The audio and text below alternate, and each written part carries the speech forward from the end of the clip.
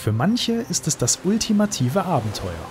Ihr Weg durch Skandinavien führt sie entlang schroffer Küstenlinien, über schneebedeckte Berge, durch dichte Wälder und karge Fjelllandschaften.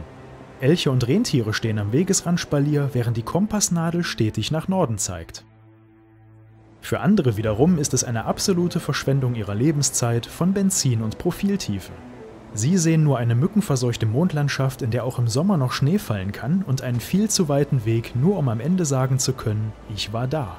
Doch egal auf welcher Seite man steht, jedes Jahr brechen tausende Motorradfahrer auf eine Wallfahrt an diesen Ort auf, nehmen Strapazen, Entbehrungen und einen schmerzenden Hintern auf sich. Und das oft nur, um vor Ort ein paar coole Fotos zu machen, einen Kaffee zu trinken und den Heimweg anzutreten. Das Nordkap spaltet die Motorradszene.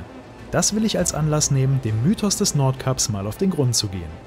Denn es stellt sich die Frage, lohnt sich die Reise dorthin überhaupt? Ist es wirklich das Ziel für Motorradfahrer? Oder ist der Globus inmitten dieser kargen Landschaft einfach nur maßlos überbewertet?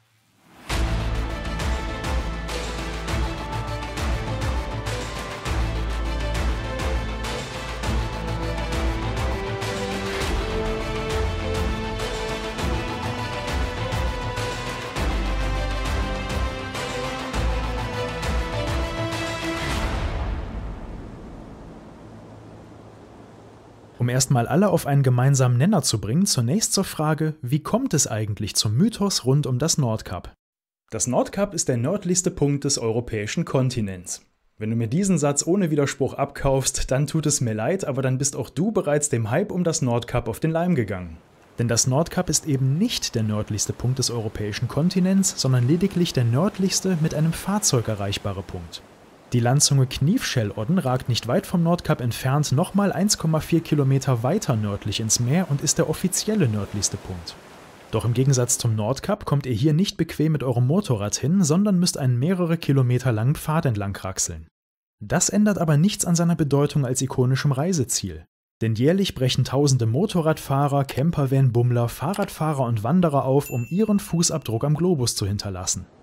Und mehr ist das Nordkap eigentlich nicht. Ein Globus auf einem Felsen, der nach Norden hin ins Meer ragt.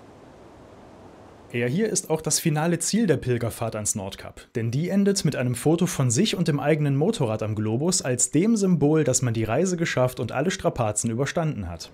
Ich selbst bezeichne das Nordkap gerne als das Ende des Kontinents.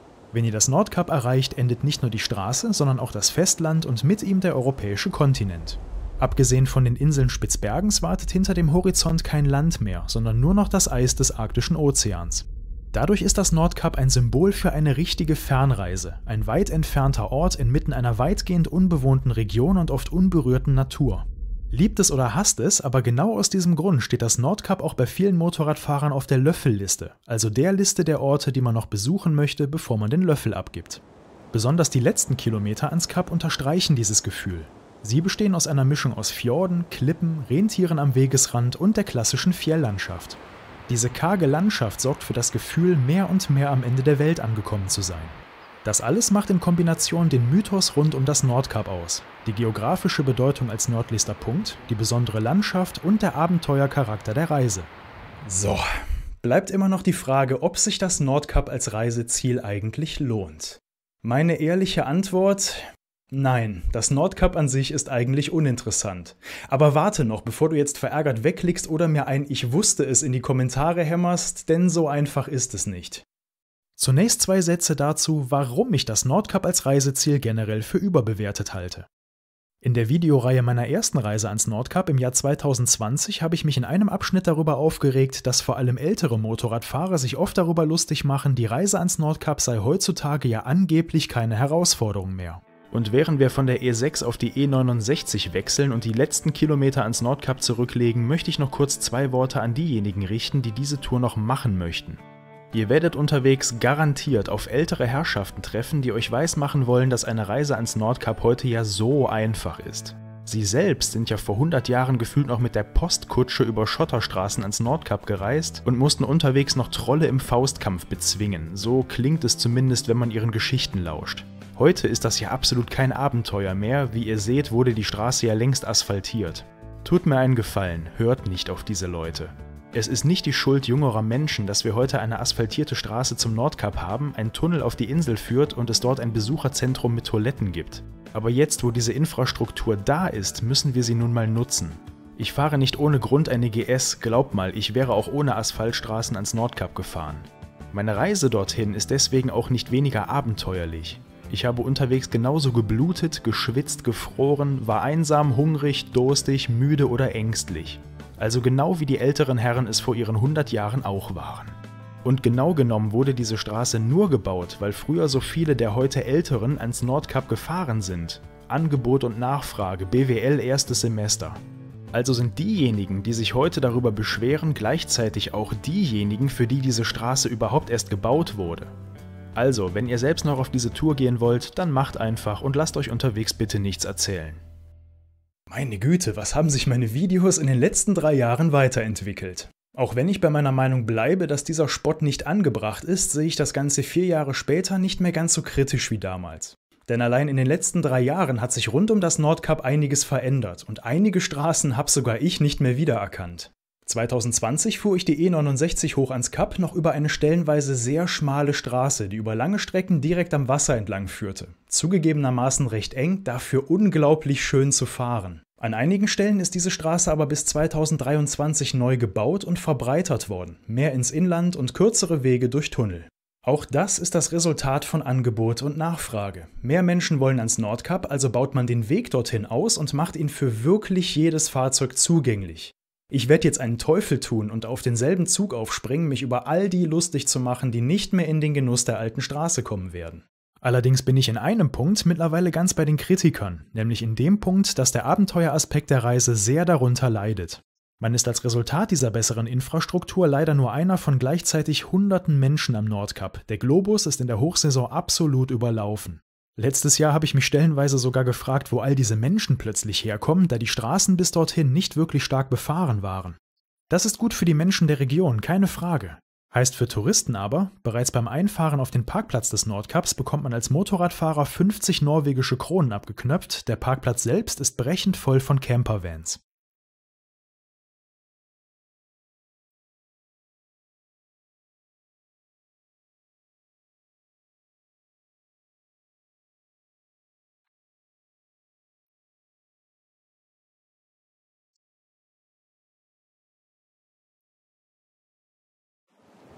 Direkt neben dem Globus hat man außerdem ein Besucherzentrum mit Hotel und Restaurant, Souvenirshop und Museum gebaut.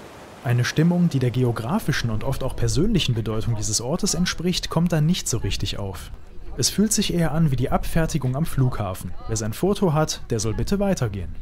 Die Krönung ist aber das oft vorherrschende Nordkap-Wetter, bestehend aus einer dicken Nebelwand, die einem vollständig die Sicht nimmt. Die ist hier eher die Regel als die Ausnahme. Ihr habt eine sehr hohe Wahrscheinlichkeit, vom Nordkap selbst vor lauter Nebel nichts zu sehen. Und die ganzen Bilder vom Nordkap in strahlendem Sonnenschein in den sozialen Medien wurden entweder von Leuten gemacht, die richtig dickes Glück oder einfach nur genug Zeit hatten, um mehrere Tage auf besseres Wetter zu warten. Ich beispielsweise war jetzt schon 2 Mal am Nordkap und beide Male hatte ich Pech mit dem Wetter. Entsprechend habe ich auch leider keine schöne Aufnahme vom Globus in der Mitternachtssonne. Aber zum Glück hilft mir jemand, denn diese Aufnahmen stammen nicht von mir, sondern von Joe, den wir in Norwegen immer mal wieder getroffen haben und der nur einen Tag vor unserer Ankunft am Nordkap wirkliches Glück mit dem Wetter hatte. Schaut gerne mal auf seinem Kanal vorbei, während seiner Reise sind wirklich schöne Bilder entstanden. Und wo ich eben die Menschen der Region ansprach, das Nordkap ist mitnichten so einsam, wie man glaubt. Mit Honningsvåg befindet sich in nur 33 Kilometern Entfernung eine ganze Kleinstadt. Ich hoffe, ihr könnt jetzt nachvollziehen, warum das Nordkap an sich in meinen Augen überbewertet ist. Aber ganz wichtig ist es in meinen Augen genauso, das Nordkap von der Reise ans Nordkap zu trennen. Denn die Reise dorthin, die führt durch einige der schönsten Regionen Europas und ist jede Sekunde wert. Die Reise hoch ans Nordkap ist das eigentliche Ziel. Und deswegen solltet ihr euch auch unbedingt ans Nordkap aufmachen, denn die Reise dorthin, die ist der Hammer. Und dabei ist es egal, welche Route ihr euch plant, ihr werdet in jedem Fall eine Reise bekommen, die ihr Geld wert ist. 3 Wege führen in diesem Fall ans Ziel: Norwegen, Schweden oder Finnland. Und die Wahl der Route hängt von euren persönlichen Vorlieben ab, denn jeder Abschnitt der Reise bietet für sich einzigartige Landschaften. Die Route durch Norwegen ist die landschaftlich schönste, dauert aber ewig. Durch Schweden kommt ihr am schnellsten, theoretisch wärt ihr durch Schweden in nur 4 Tagen am Nordkap. Finnland hingegen bietet euch eine Art Cheatcode, daher lasst uns mit Finnland anfangen. Finnland und ich sind nie besonders warm miteinander geworden, denn jedes Mal, wenn ich dort war, hat es wie aus Eimern geschifft. Außerdem ist Finnland zwar fast so groß wie Deutschland, hat aber nur 5,5 Millionen Einwohner und verkörpert damit genau das Vorurteil, das ich ansonsten immer zu hören bekomme, wenn ich jemandem von Schweden erzähle. Zu sagen, dass Finnland zu großen Teilen menschenleer und von Wald bedeckt ist, wäre nämlich noch eine Untertreibung. Ihr fahrt hier sprichwörtlich stundenlang und hunderte Kilometer geradeaus, rechts und links nichts als Wald. POIs sind gleichzeitig eher spärlich gesät. Vor allem, wenn man mit dem Motorrad nur auf der Durchreise nach Norden und dabei nicht gerade den ganzen Tag Offroad unterwegs ist, wird es schnell eintönig. Allerdings ist Finnland zwar nicht der schnellste, dafür aber der mit Abstand bequemste Weg hoch ans Nordkap. Bis Helsinki könnt ihr von Travemünde aus die Fähre nehmen, was euch 1,5 Tage Urlaub an Bord der Fähre bietet. Von Helsinki und bis hoch nach Rovaniemi fährt über Nacht ein Autozug, womit ihr 2 Tage der eben beschriebenen Fahrt durch die Wälder umgeht. Und erst ab Rovaniemi, wo ihr bereits den Polarkreis erreicht, müsst ihr euren Weg auf dem Motorrad fortsetzen. Von Rovaniemi sind es nur noch 700 Kilometer bis ans Nordkap, was für Skandinavien wirklich ein Katzensprung und theoretisch nur noch eine Tagesfahrt ist. Die zweite Möglichkeit bietet eine Fahrt durch mein liebstes Reiseland, nämlich durch Schweden. Auch hier kommt ihr bequem mit der Fähre hin und hier habt ihr besonders dann eine gute Zeit, wenn ihr nicht jeden Tag 500 Kilometer Strecke prügeln wollt, sondern es langsam und gemütlich angehen lassen wollt. Denn Schweden bietet Entschleunigung und Ruhe mit seinem herrlichen Mix aus Wäldern, Seen und mittelhohen Bergen. Da die meisten Motorradfahrer magisch von Bergen und Kurven angezogen werden, ist die Route durch Schweden weniger stark frequentiert und auf den ersten Blick auch weniger interessant als die norwegische. Ihr könnt hier trotzdem voll auf eure Kosten kommen, denn im Osten habt ihr Küste bis zum Horizont, Fischerdörfer und die Scherengärten. Im Westen, entlang der Grenze zu Norwegen, findet ihr den wilderen Teil Schwedens mit Bergen, endlosen Wäldern und der kargen Fjelllandschaft. Und im Norden findet man eine weitläufige Tundra, eine oft unberührte Natur, nur von Rentieren bewohnt. Wer ein Gefühl von Ruhe und Abgeschiedenheit erleben will, wie man es in Deutschland niemals finden könnte, der ist hier an der richtigen Stelle. Dem Schweden in mir bricht allerdings das Herz, wenn ich euch vom schönsten Weg hoch ans Nordkap erzähle, denn der führt eindeutig durch Norwegen. Die Route durch Norwegen ist die mit Abstand beliebteste, weil landschaftlich reizvollste Option. Sie führt entlang der norwegischen Küste und bietet spektakuläre Ausblicke auf die Fjorde, die sich tief ins Inland schneiden. Der berühmteste dieser Fjorde ist sicher der Geiranger Fjord, auch wenn mein persönlicher Favorit der Auerlandsfjord ist. Dadurch ist das Meer nie weit entfernt, auch nicht dann, wenn man sich durch das höchste Gebirge Skandinaviens kämpft, welches man ebenfalls in Norwegen findet und das auf dem Weg nach Norden fast automatisch auf der Route liegt. Die schönste Reise besteht in meinen Augen aus der richtigen Mischung von Norwegen und Schweden, denn wenn man seine Route passend plant, ergänzen sich beide Länder wirklich perfekt. An den Stellen, an denen Norwegen nicht so viel zu bieten hat, lohnt sich der Schwenker durch Schweden und andersrum genauso. Unabhängig von der gewählten Route ist die Fahrt zum Nordkap eine unvergessliche Erfahrung, die Abenteuerlustige aus ganz Europa anzieht.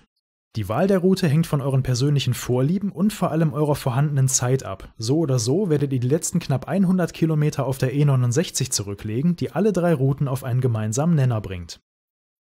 Die Reise ans Nordkap ist allerdings nicht nur Zuckerschlecken. Das Bild am Globus hat auch seinen Preis.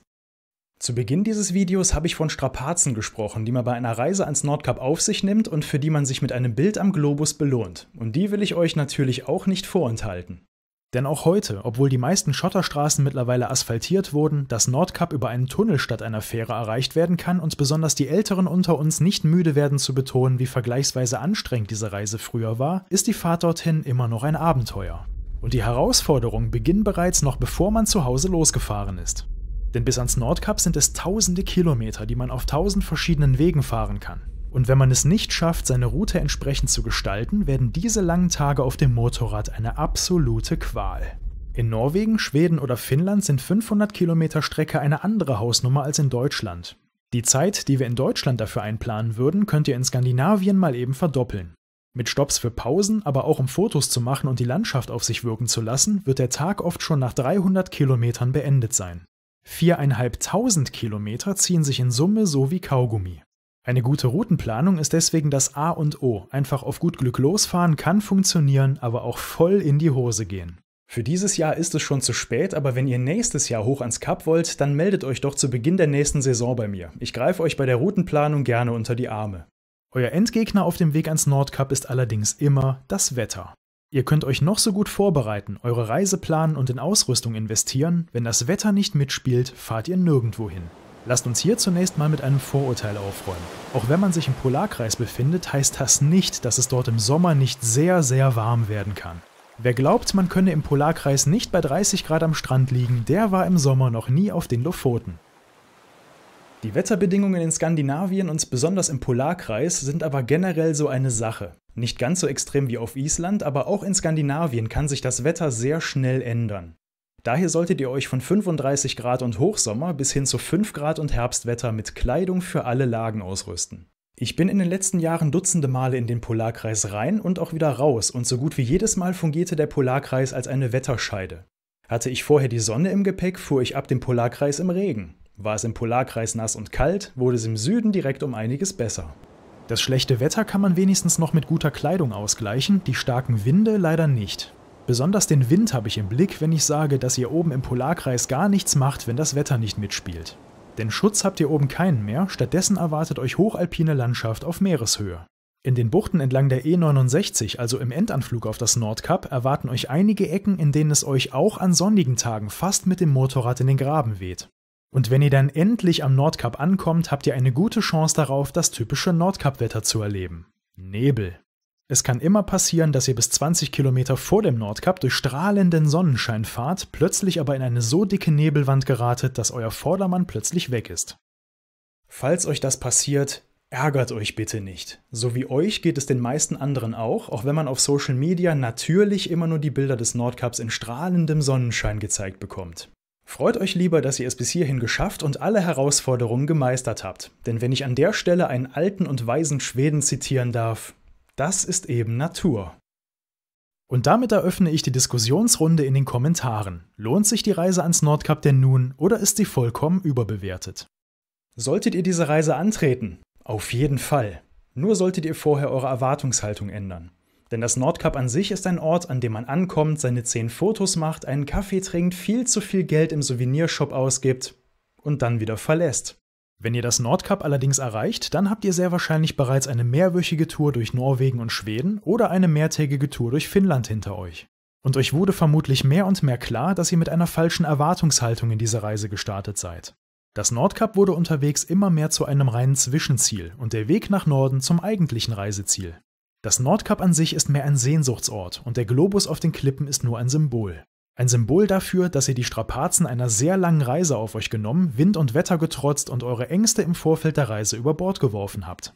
Die Reise dorthin werdet ihr nie wieder vergessen, durch einige der letzten wilden Flecken Europas und mit einem Gefühl von Freiheit, das man sonst nicht mehr oft erleben kann. Und die Bilder, die ihr dort oben macht, die sind eure Belohnung dafür. Daher würde ich auch jedem empfehlen, unbedingt ans Nordkap aufzubrechen und die Erfahrung der Reise dorthin zu machen. Und in der nächsten Episode machen wir genau das. Wir starten endlich in die Reise ans Nordkap und brechen vom Südkap aus in die erste Etappe des Abenteuers Skandinavien auf. Wenn ihr wissen wollt, welche Naturschönheiten euch auf dem Weg ans Nordkap erwarten, dann verpasst auf keinen Fall die kommenden Episoden. Und egal, ob ihr zu Team Nordkap auf der einen oder Team Nordkap interessiert mich nicht auf der anderen Seite gehört, lasst mir auf jeden Fall euer Feedback da. Vielen Dank fürs Mitfahren und bis zum nächsten Mal.